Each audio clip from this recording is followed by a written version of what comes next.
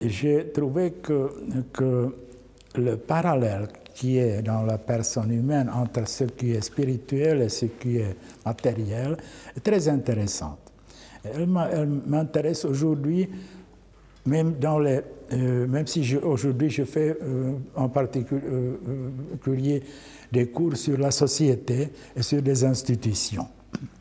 Et donc, le parallèle entre un organisme et une institution est très intéressant, même du côté de vue de morale, comme ça, où je cherche à prouver que même pour la morale, il y a des règles qui sont plus ou moins données, de par la structure de l'homme et du vivant.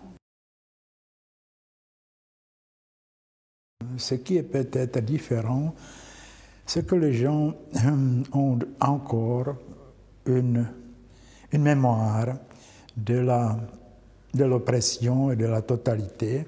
Et donc, parfois, il y a une meilleure appréciation de la liberté. Mais de l'autre côté, oui, l'Ouest, je cite toujours Platon qui disait à son temps qu'il y a une sécheresse en philosophie. Il y a aussi, partout, il y a une certaine sécheresse, peut-être liée à la prédominance de la philosophie de langage, alors des choses qui sont plutôt de la logique que de philosophie.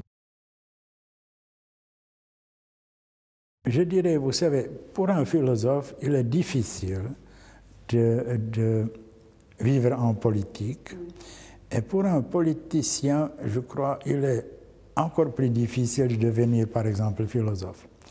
Parce que c'est un autre monde. En philosophie, vous êtes lié vous avez une certaine obligation envers vos étudiants et envers la discipline, la tradition peut-être.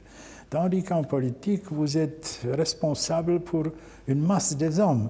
En politique, vous avez toujours à répéter la même chose.